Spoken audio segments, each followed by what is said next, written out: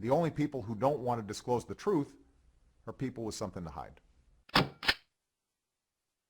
See, the media won't talk about that. They disrupt the Board of Supervisors with all their signs and everything else. Perez, and his wife is running against one of the Board of Supervisors. But nobody makes an issue of that, including the media. So, you got to live with the media and love-hate relationship with me. But I don't back down from the media. I cooperate. Let them know what I'm doing, and open door policy, and consequently I take some heat. Well, there's no real journalism anymore. There's just propaganda. And speaking of that, a lot, Eric Holder has been after you, and he now has his own problems. But he and his slimy deputy, Thomas Perez, they've been after you, basically going back to what you were saying, for having the audacity to want to enforce the immigration laws. So in court. Yeah, but do you think, to what extent do you think that's being directed out of the White House? Well, I know Obama knows who I am. I think he mentioned me at the White House doing an interview on this state law, the 1070. Of course, he knows me for other reasons, which I won't get into too deeply because it's not over as the birth certificate. So, of course, he knows who I am. Well, how is that posse going with that investigation of his eligibility?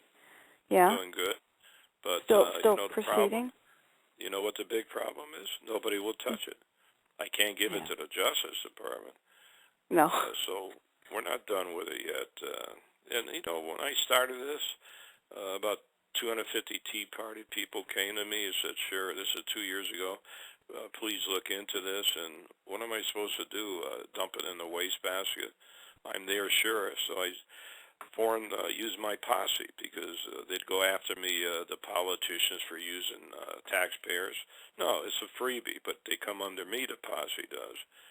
So, all I wanted to know is that a fraudulent document. I never said where was the president born. I just want to know about the birth certificate, a government document from Hawaii sent to the White House and distributed around the world by the White House. I just want to know if it's a fake. What's wrong with that? No, nothing. I mean, it's your job. It's your job. It's law enforcement. I mean, let's be honest. There's two things here. The reason they keep going after you is because you have the audacity to enforce the law, and the reason they can never take you out is because all you're trying to do is enforce the law.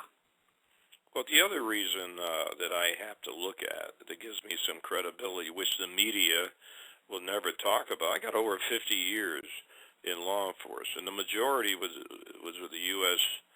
Drug Enforcement Administration under the Department of Justice. I was a regional director in Mexico, South America. I was head of the DA in Texas, head of the DA in Arizona. I'm probably the only guy that has 14 years as a top federal law enforcement official at the border. On both sides I lived. And also I was head of the DA in Turkey in the Middle East. So I'm not a guy that just dropped out of the sky to be the sheriff. I'm proud of my elected office, which, by the way, being elected, I protect the constitutionality of the sheriff's office. And probably the best job I've had. And I've had exciting jobs only because I'm elected. I don't have to worry about a bureaucrat or governor or the Justice Department or anybody else telling me what to do. The only people who don't want to disclose the truth are people with something to hide.